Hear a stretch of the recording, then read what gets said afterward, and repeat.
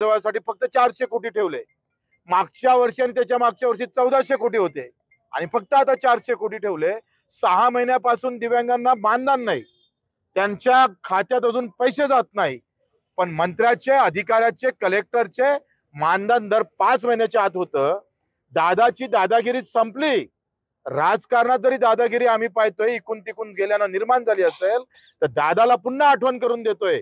आमच्या अजितदादांना विधानसभेत सांगितलं होतं का बच्चू भाऊ, तुम्ही जो प्रश्न उपस्थित केला का मानधनाला अपंगांना 4-4 महिने मानधन भेटत नाही, मी तुम्हाला अजितदादा आश्वासन देतोय का महिन्याच्या 5 तारखेला मानधन जर दिव्यांगाच्या खात्यात पडलं नाही तर वित्त सचिवाचं पगार वेतन बंद करू।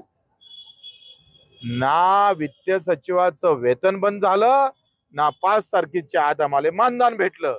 अब दादा तुम्हारी दादागिरी गई का? तुम कहा के दादा हो? हे विचारायचं आहे 2 तारखेला बारामतीला। पुरा आम्ही चिरफाड करणार आहोत बजेटची आणि तिथून पंकजाताई मुंडे 3 तारखेला तिथं आमची मोठी सभा आहे, तिथं आमचं आंदोलन आहे।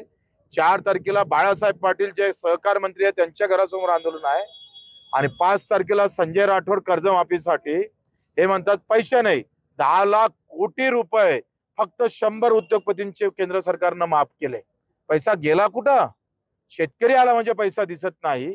35,000 कोटी यांना द्यायसाठी जर पैशाची तरतूद होत नसेल तर आम्ही त्यांना आव्हान देतोय 2 दिवस फक्त सरकार आमच्या हातात द्या, आम्ही कर्जमाफीचाच पैसा तुम्हाला देतोय।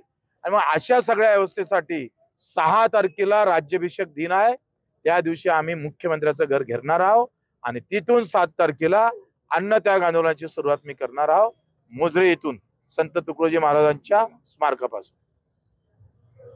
तुम्ही बाबांचं आंदोलन करणार होतं सांगितलेलं कुठं?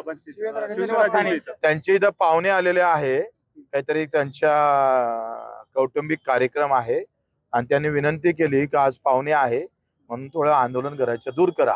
आम्हाला तेवढी माणुसकी आहे, आखरी रक्तदान आहे, उनका पर्च तो होना चाहिए। पर्च हा आम्ही रक्त काढून आंदोलन करत नाही।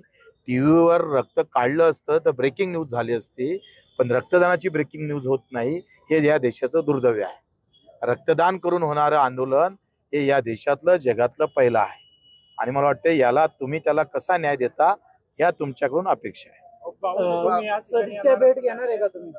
सध्या ते नाहीच आहे ना इथं। आले का? आले असेल तर भेट घेऊ।